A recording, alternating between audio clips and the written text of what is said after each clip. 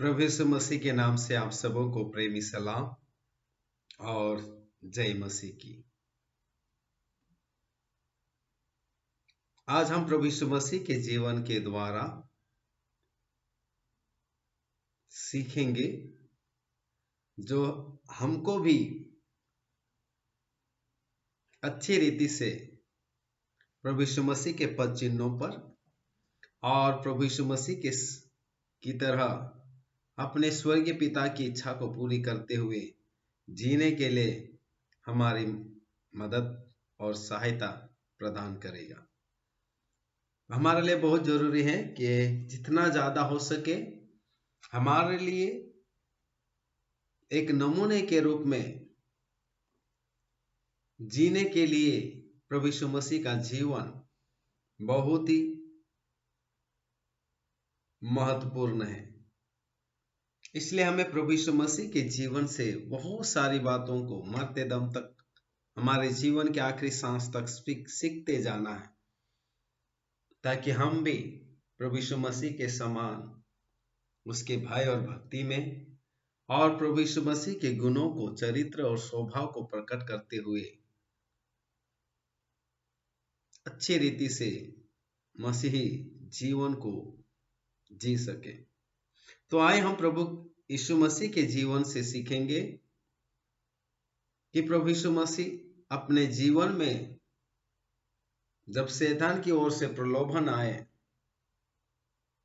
जब शैतान की ओर से उनकी परीक्षा की गई, जब उनका सामना शैतान के साथ हुआ और शैतान जब उनको प्रलोभित किए और परीक्षा में फंसाने की कोशिश की और अपने स्वर्गीय पिता की इच्छा से दूर ले जाने के लिए पूरी योजना के साथ शैतान ने प्रभु यीशु मसीह के सम्मुख प्रलोभन को लाए और उन सारी बातों में हमारे प्रभु यीशु मसीह जयवंत रहे, विजयी रहे और शैतान के उन सारे प्रलोभनों में और परीक्षा में और उन सब बातों में विजयी रहे। और इसलिए हमारे लिए भी बहुत महत्वपूर्ण बात सीखने के लिए है कि जिस रीति से प्रभु यीशु मसीह ने मानवीय जीवन में मनुष्य के रूप में जो इस धरती पर थे, पृथ्वी पर थे, वे किस रीति से अपने स्वर्गीय पिता की इच्छा को महत्व दिए, वैसे ही आप और मैं भी मसीही विश्वासी में, प्रभु की भक्ति में, प्रभु के अनुग्रह में, प्रभु की दया और प्रभु के पद चिन्हों पर चलते समय जब हमारे जीवन में भी इस प्रकार के प्रलोभन और परीक्षाएं शैतान की ओर से और किसी भी माध्यम से जब आएंगी, तो हमें भी प्रभु यीशु मसीह की तरह उन सारी परीक्षाओं का सामना करना होगा। और इसीलिए प्रभु यीशु मसीह का जीवन हमको इन सब बातों को व्यवस्थित रीति से प्रत्युत्तर देने के लिए, सामना करने के लिए एक प्रेरणा का स्रोत है। तो आइए हम मत्ती रचित सुसमाचार से इन आयतों को पढ़ेंगे और उसके बाद हम प्रभु यीशु मसीह के जीवन के बारे में सीखेंगे। मत्ती रचित सुसमाचार 4 अध्याय 1 से 11वीं आयत हम पढ़ेंगे। मत्ती रचित सुसमाचार 4 अध्याय 1 से 11वीं आयत। तब आत्मा यीशु को जंगल में ले गया ताकि इब्लीस से उसकी परीक्षा हो। वह 40 दिन और 40 रात निराहार रहा। तब उसे भूख लगी। तब परखने वाले ने पास आकर उससे कहा, यदि तू परमेश्वर का पुत्र है तो कह दे कि ये पत्थर रोटियां बन जाएं।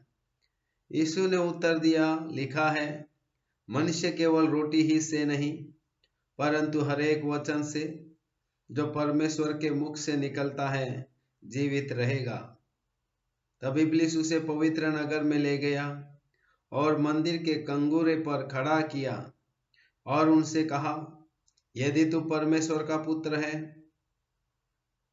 तो अपने आप को नीचे गिरा दे, क्योंकि लिखा है, वह तेरे विषय में अपने स्वर्गदूतों को आज्ञा देगा और वे तुझे हाथों हाथ उठा लेंगे, कहीं ऐसा ना हो कि तेरे पाँव में पत्थर से ठेस लगे। यीशु ने उससे कहा, यह भी लिखा है, तू अपने प्रभु परमेश्वर की परीक्षा ना कर। फिर इब्लीस उसे एक बहुत ऊंचे पहाड़ पर ले गया और सारे जगत के राज्य और उसके वैभव दिखाकर उनसे कहा, यदि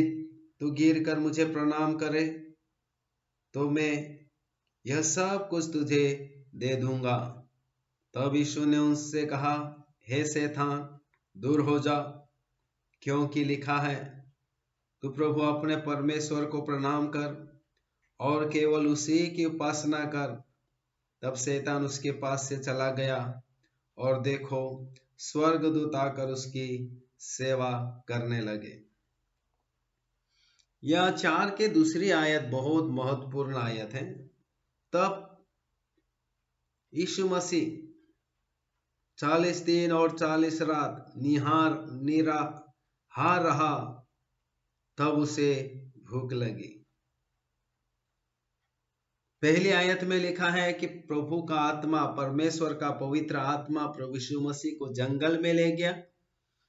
ताकि इब्लीस के द्वारा, शैतान के द्वारा उसकी परीक्षा हो। दूसरी आयत में वह 40 दिन और 40 रात निराहार रहा, तब उसे भूख लगी। प्रभु यीशु मसीह अपने जीवन में सबसे पहले उन्होंने जो कदम उठाए वो था उपवास। 40 दिन और 40 रात वे उपवास में रहे। 40 दिन और 40 रात प्रभु यीशु मसीह उपवास किए, बिना भोजन के, बिना पानी के 40 दिन और 40 रात कुछ भी उन्होंने नहीं लिया। और इतना ही नहीं, वो जंगलों में जाकर 40 दिन और 40 रात उपवास किए, घर पे रहकर नहीं, लेकिन जंगलों में जाकर, पहाड़ों पर जाकर, निर्जन स्थान में जाकर वे 40 दिन 40 रात सेवा करने से पहले, मानव जाति के बीच में प्रभु परमेश्वर के काम को आरंभ करने से पहले वे उपवास और प्रार्थना में समय बिताए। बपतिस्मा लेने के तुरंत बाद वे 40 दिन और 40 रात के लिए जंगलों में चले गए और वहां पर बिना भोजन पानी के वे 40 दिन और 40 रात उपवास किए। और वो आपको और मुझे, मानव जाति को सुसमाचार सुनाने से पहले, मानव जाति को परमेश्वर पिता के बारे में उद्धार के संदेश देने से पहले, अपनी सेवकाई मनुष्यों के बीच में, लोगों के बीच में सेवा करने से पहले वह अपने आप को परमेश्वर के इस काम को पूरा करने के लिए, अपने भेजने वाले स्वर्गीय पिता की इच्छा को पूरा करने के लिए वे 40 दिन 40 रात उपवास पे उतरे और जंगलों में जाकर इस उपवास को किए। इससे हमको ये सीखने को मिलता है कि हमारा प्रभु यीशु मसीह परमेश्वर का पुत्र होकर भी पवित्र आत्मा की अगुवाई में वो चलते थे और परमेश्वर के पुत्र होने पर भी अपने जीवन को अपने स्वर्गीय पिता की इच्छा के अनुसार जीने के लिए, अपने जीवन में स्वर्गीय पिता की इच्छा को पूरी करने के लिए और समस्त मानव जाति को पापों के बंधन से, शैतान के बंधन से हराने के लिए, पराजय करने के लिए और शैतान को हराकर और उसकी शक्तियों को छिन्न भिन्न करके मानव जाति को उन बंधनों से छुड़ाने के लिए, शैतान के बंधनों से उन्हें वापस छुड़ाने के लिए और कलवरी के क्रूस पर मानव जाति के लिए उनके पापों की क्षमा की कीमत चुकाने के लिए। और जब वे 3.5 साल तक अलग अलग जगहों पर जाकर शिक्षा देते थे, उपदेश देते थे और नाना प्रकार के चिन्ह और अद्भुत काम वो करते थे। वो करने से पहले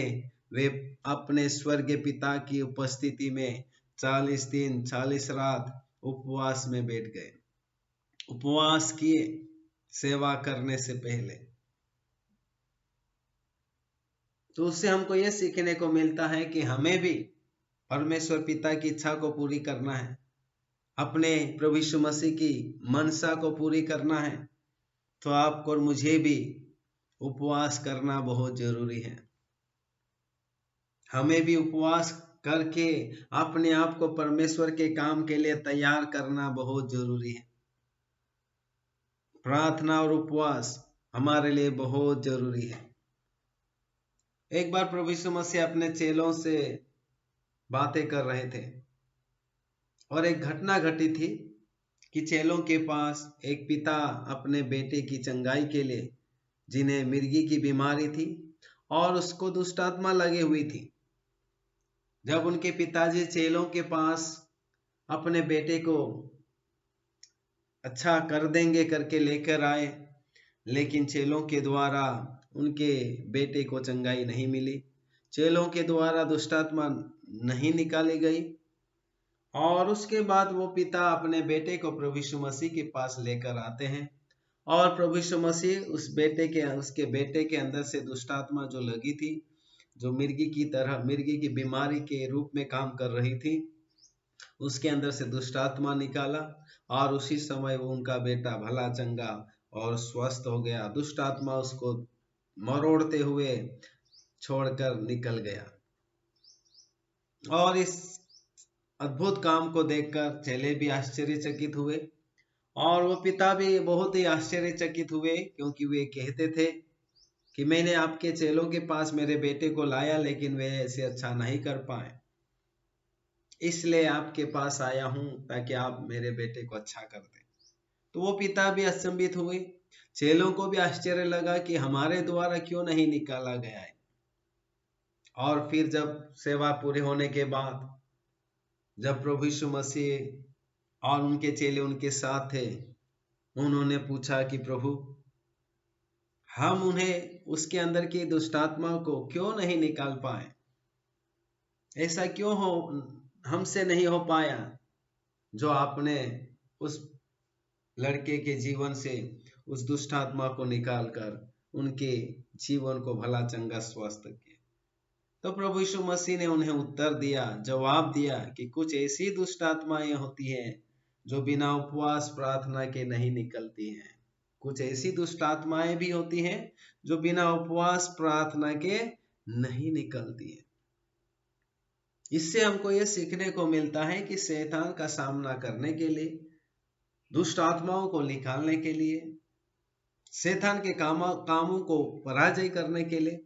शैतान की योजनाओं को असफल करने के लिए आपको और मुझे अपने स्वर्गीय पिता की उपस्थिति में, परमेश्वर पिता की उपस्थिति में, पवित्र आत्मा की उपस्थिति में, हमारे प्रभु यीशु मसीह की उपस्थिति में प्रार्थना और उपवास पर उतरना बहुत जरूरी है। वो परमेश्वर के पुत्र होने पर भी उपवास रखे, परमेश्वर का बेटा होने पर भी वे प्रार्थना उपवास के साथ सेवकाई से पहले पूरी तैयारी की। तो आपको और मुझे भी प्रभु यीशु मसीह के भक्त होने के नाते, विश्वासी होने के नाते, प्रभु यीशु मसीह के सेवक होने के नाते उपवास और प्रार्थना हमारी जिंदगी का एक भाग बन जाना चाहिए। समय समय पर परमेश्वर की अगुवाई में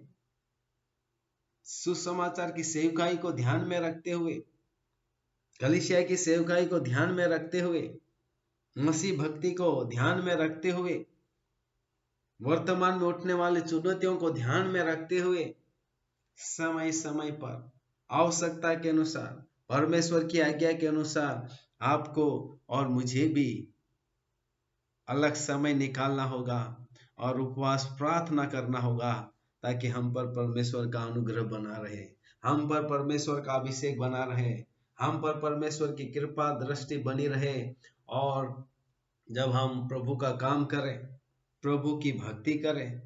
प्रभु के मार्गों पर चलें, उसके कामों को जब हम पूरा करते समय जब ऐसी चुनौतियां जब हमारे सम्मुख आए, शैतान का सामना जब हमें करना पड़े, उस समय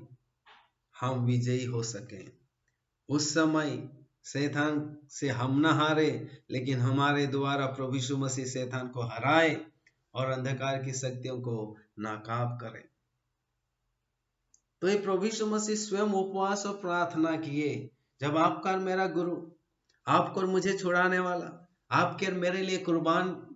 होने वाले, क्रूस पर कुर्बानी देने वाले, समस्त मानव जाति को पापों से छुड़ाने वाले,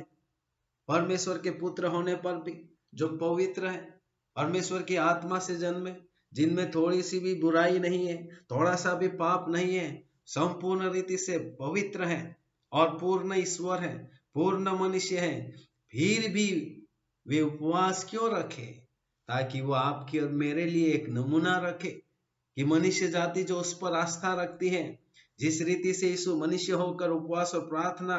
करके आपके लिए नमूना दिया है, हमारे लिए नमूना ठहराया है, और इसलिए हमें भी उपवास और प्रार्थना करना बहुत जरूरी है।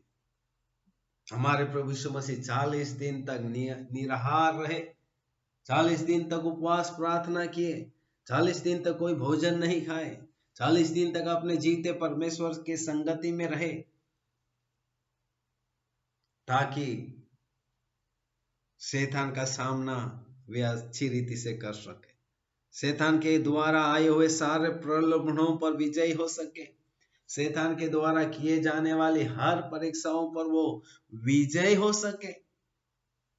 इसके लिए हमारा प्रभु यीशु मसीह उपवास और प्रार्थना के साथ उसकी तैयारी करते हैं। आपको और मुझे भी प्रभु के कामों के लिए, प्रभु की सेवा के लिए, प्रभु की भक्ति के लिए, प्रभु की आराधना करने के लिए, प्रभु के काम को करने के लिए, उसे आरंभ करने से पहले, उसमें हाथ डालने से पहले, उसमें कदम बढ़ाने से पहले, आपको और मुझे भी प्रभु के मार्गदर्शन में, अगुवाई में कुछ दिनों के लिए, कुछ समय के लिए हमें भी उपवास प्रार्थना करना बहुत जरूरी है। जब हमारा गुरु उपवास प्रार्थना करके अपनी सेवकाई को आरंभ किए, जब हमारे मुक्तिदाता प्रभु यीशु मसीह ने अपनी सेवा को उपवास प्रार्थना के बाद परमेश्वर के उस अभिषेक को अनुभव करने के बाद, प्राप्त करने के बाद, उस अभिषेक में भरने के बाद वे सेवकाई करना आरंभ करते हैं। वे शैतान का सामना करने के लिए सक्षम होते हैं, शैतान के सब प्रलोभनों पर विजयी होते हैं, उसकी सब परीक्षाओं पर विजय होकर, जय प्राप्त करके फिर वो सुसमाचार सुनाने के लिए मानव जातियों के बीच में उतर आते हैं। हालेलुया। शैतान का सामना करना है, शैतान के प्रलोभनों पर विजय पाना है, शैतान की परीक्षा पर जय पाना है, तो हमें उपवास और प्रार्थना को महत्वपूर्ण स्थान देना होगा। एक बहुत बढ़िया घटना हमको प्रेरितों की किताब में देखने को मिलती है। प्रभु यीशु मसीह स्वर्ग जाने से पहले अपने चेलों को एक आदेश दिए कि जब तक पवित्र आत्मा तुम पर नहीं आए, तब तक यरूशलेम में ठहरे रहना। मर्तकों में से जी उठने के बाद प्रभु यीशु मसीह 40 दिन तक, कितने दिन? 40 दिन तक अपने चेलों के साथ दिखाई देते रहे, चेलों को शिक्षा देते रहे, चेलों को मिलते रहे। लेकिन 40 दिन के बाद वे स्वर्गारोहण होते हैं, अपने स्वर्गीय पिता के पास चले जाते हैं जहां से वो आए, क्योंकि वो खुद कहते थे मैं जहां से आया हूं मैं फिर वहां वापस चला जाऊंगा। और इस रीति से वो वापस चले गए। लेकिन वो आदेश देकर गए अपने चेलों को कि जब तक पवित्र आत्मा तुम पर ना उतरे, यरूशलेम में ठहरे रहना, यरूशलेम में ही बने रहना। जब वो पवित्र आत्मा आएगा तुम सामर्थ पाओगे और फिर यरूशलेम, यहूदिया, सामरिया और संसार के छोर तक तुम मेरे गवाह होंगे। ये आदेश देकर हमारा प्रभु यीशु मसीह स्वर्गारोहण हो गए, अपने स्वर्गीय पिता की दाहिनी ओर जाकर बैठ गए और आज भी रात दिन आपके और मेरे लिए प्रार्थना करते रहते हैं। लेकिन बात यहाँ पर मैं ये बात याद दिलाना चाहता हूँ कि उस समय चेले अपने प्रभु यीशु मसीह की आज्ञा के अनुसार, प्रभु यीशु मसीह के आदेश के अनुसार, प्रभु यीशु मसीह ने जो आदेश उन्हें दिया था उसी आदेश के अनुसार वो यरूशलेम में ठहरे रहे। एक कोठरी में, मकान के अंदर वो वहां दुआ और प्रार्थना में बैठ गए, उपवास प्रार्थना में बैठ गए। और मैं अनुमान लगाता हूँ, आशा भी रखता हूँ कि उस दिन से वे उपवास प्रार्थना में उतर आए। और बाइबल में साफ लिखा है वे 10 दिन तक निरंतर उपवास प्रार्थना में वहां बैठे रहे और उस पवित्र आत्मा का इंतजार कर रहे थे जिन्हें प्रभु यीशु मसीह भेजने का वायदा किए थे। 10 दिन तक वह यरूशलेम में एक मकान के अंदर, एक भवन के अंदर 10 दिन तक उपवास प्रार्थना में उतर रहे ताकि परमेश्वर का आत्मा उनके पर उतरे और वे सामर्थ प्राप्त करके, अभिषेक प्राप्त करके, हियाव प्राप्त करके प्रभु यीशु मसीह की सेवकाई को आरंभ करें। उन्होंने भी प्रभु यीशु मसीह के नाम से प्रचार करने से पहले, यीशु मसीह के उद्धार का संदेश सुनाने से पहले, लोगों को प्रभु यीशु मसीह के पुनरुत्थान की गवाही देने से पहले 10 दिन तक उपवास प्रार्थना करके पवित्र आत्मा का इंतजार किए। तो जैसा गुरु था चेलों ने भी वैसा ही किया। और आज आपको और मुझे भी जैसा हमारा गुरु है, जैसा वो आदेश देता है, वैसे आपको और मुझे भी उपवास प्रार्थना करना होगा ताकि परमेश्वर की आत्मा का अभिषेक हम पर रहे और प्रभु यीशु मसीह का काम, प्रभु यीशु मसीह का सुसमाचार, उद्धार का संदेश, पापों की क्षमा का संदेश, पुनरुत्थान का संदेश हम लोगों को सुना सके। और जब शैतान का सामना करना पड़े, शैतान के प्रलोभन जब हमारे जीवन में आए, तो विजयी होकर डटे रहें, खड़े रहें और विजयी होकर शैतान को पराजित होते हुए हम देख पाए। लेकिन इसके लिए हमें उपवास प्रार्थना में उतरना बहुत जरूरी है। परमेश्वर के आदेश का पालन करना, हमारे प्रभु यीशु मसीह की आज्ञा का पालन करना हमारे लिए बहुत जरूरी है। इसलिए हमको समय समय पर आवश्यकता के अनुसार, परमेश्वर की अगुवाई के अनुसार हर प्रकार की बातों को ध्यान में रखते हुए हमें भी उपवास प्रार्थना करना जरूरी है, ताकि जब शैतान का सामना जिस रीति से यहाँ पर प्रभु यीशु मसीह करते हैं, वैसे जब हमारे जीवन में जब वो आता है और हमें भी प्रलोभित करते हैं, हमें भी फंसाने की कोशिश करते, हमें भी परमेश्वर की योजना के विरुद्ध काम करने के लिए फुसलाते हैं, तो हम उसका सामना कर पाए, उसे जवाब दे पाए और उन सारी परीक्षाओं में पास होकर विजयी और सफलता की ओर बढ़ते चले जाए। हमारा प्रभु यीशु मसीह उपवास प्रार्थना के द्वारा आपके और मेरे लिए नमूना रखे। इतना ही नहीं, पुराने नियम में बहुत बढ़िया घटना है। जब परमेश्वर के लोग मिस्र देश की गुलामी से कनान देश की ओर जा रहे थे और उन सारे लोगों को प्रभु के दास मूसा अगुवाई कर रहे थे, और सिय्योन पर्वत के उन इलाकों में पहुंचने के बाद इस्राएली लोग एक स्थान पर डेरा डाले हुए थे और उस समय मूसा परमेश्वर के साथ पहाड़ की चोटी पर पहुंच गए और वहां साफ लिखा है 40 दिन और 40 रात मूसा भी निराहार रहे। मूसा भी उपवास प्रार्थना में अपने स्वर्गीय पिता के साथ 40 दिन और 40 रात पहाड़ की चोटी पर परमेश्वर की उपस्थिति में समय बिताए। परमेश्वर की लोगों की अगुवाई करने के लिए, शैतान की ओर से आने वाली चुनौतियों का सामना करने के लिए, खतरों का सामना करने के लिए, प्रलोभनों का सामना करने के लिए, परीक्षाओं का सामना करने के लिए आपको और मुझे उपवास प्रार्थना करना बहुत जरूरी है। मूसा परमेश्वर की उपस्थिति में प्रभु के दास 40 दिन और 40 रात उपवास करके अपने स्वर्गीय पिता की उपस्थिति में, परमेश्वर पिता की उपस्थिति में वो अभिषेक प्राप्त करते थे, परमेश्वर से सीखते थे, परमेश्वर से सुनते थे, और जब वो उस चीज को लेकर आते थे प्रभु की लोगों की अगुवाई करते थे। तो उपवास हमारी जिंदगी का बहुत महत्वपूर्ण स्थान है, ताकि हम प्रभु के उस अनुग्रह से सब मुश्किलों का सामना कर सके और सबसे ज्यादा शैतान का हम सामना कर सके, शैतान की योजनाओं का सामना कर सके, शैतान के तीरों को बुझा सके, मिटा सके, और दृढ़ता के साथ क्या हो सके, खड़े रह सके, और बल प्राप्त करके निरंतर प्रभु के इस काम में आगे बढ़ सके। उपवास प्रार्थना आपके और मेरे लिए यीशु प्रभु ने अपने स्वयं के जीवन के द्वारा करके दिखाया। उन्होंने आदेश नहीं दिया उपवास करो, लेकिन उन्होंने करके दिखाया कि मैं परमेश्वर का पुत्र होने पर भी, पवित्र और निष्कलंक होने पर भी, पूर्ण ईश्वर और पूर्ण मनुष्य होने पर भी उपवास किया।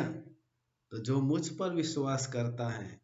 जो मेरे पद चिन्हों पर चलता है, जो मेरी सेवा करना चाहता है, जो मेरी भक्ति में बढ़िया जीवन जीना चाहता है, से उपवास प्रार्थना करना और परमेश्वर पिता की उपस्थिति में बैठकर परमेश्वर पिता के अभिषेक से भरना, परमेश्वर पिता की बातों को सीखना, समझना बहुत जरूरी है। इतना नहीं, प्रभु यीशु मसीह का एक सेवक जो पहले प्रभु यीशु मसीह के लोगों का विरोधी था, प्रभु के लोगों को सताने वाला था, जिसे शाऊल नाम से जाना जाता है, और उनके नाम को प्रभु यीशु मसीह ने पौलुस में बदला। बाइबल में लिखा है, प्रेरितों के कामों में लिखा है, अपनी पत्रियों में कहीं ना कहीं उन्होंने जिक्र किया है कि जब प्रभु यीशु मसीह से उनकी मुलाकात होती है, जब इस प्रभु के लोगों को सताने के लिए दमस्की की रोड की ओर जा रहे थे, उस गांव की ओर जा रहे थे, लेकिन रास्ते में यीशु मसीह से उसकी मुलाकात होती है, और उस दिन से वे प्रभु यीशु मसीह के भक्त और प्रभु यीशु मसीह के सेवक के रूप में उन्हें चुन लिया जाता है। और बाइबल में लिखा है, वे ऐसे स्थान पर चले गए और वे अधिकतर समय उपवास और प्रार्थना में बिताए, जिसके कारण हमको इस पूरी बाइबल में बहुत ज्यादा मात्रा में जो नए नियम में किताबें लिखी गई, पुस्तकें लिखी गई, इसी प्रेरित पौलुस के द्वारा लिखी गई।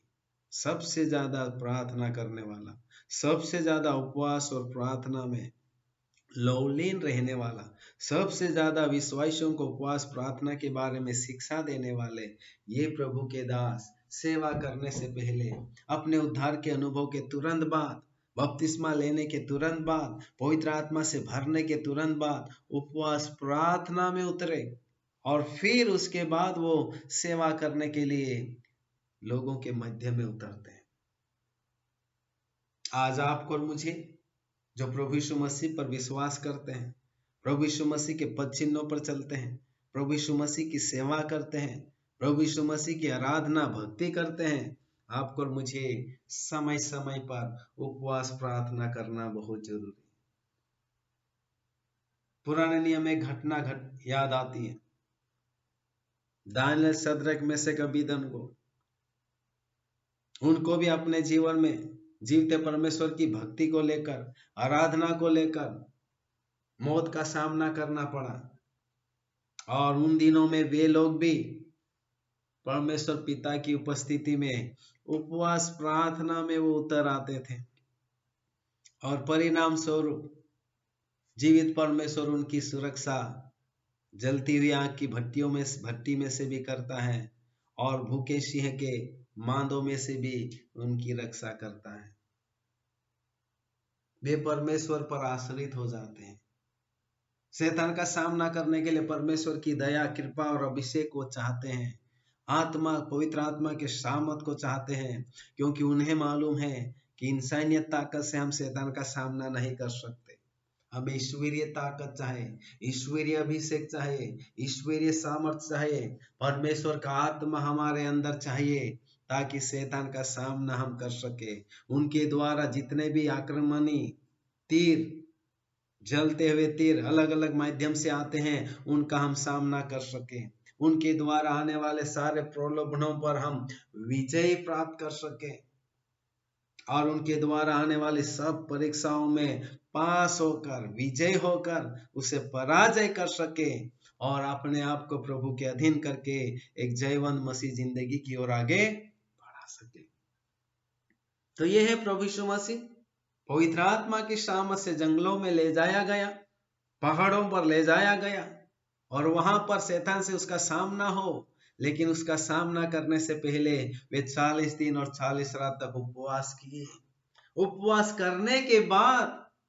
शैतान अब प्रलोभन लेकर आता है, शैतान अब परीक्षा करता है, और उन सारी परीक्षाओं में, उन तीनों प्रलोभनों में, उन तीनों बातों में हमारा प्रभु यीशु मसीह विजयी हुए। तो क्यों ना हम अपने मसीह जीवन में प्रभु के काम करने से पहले, प्रभु के योजना में आगे हाथ डालने से पहले, परमेश्वर की योजना में कदम बढ़ाने से पहले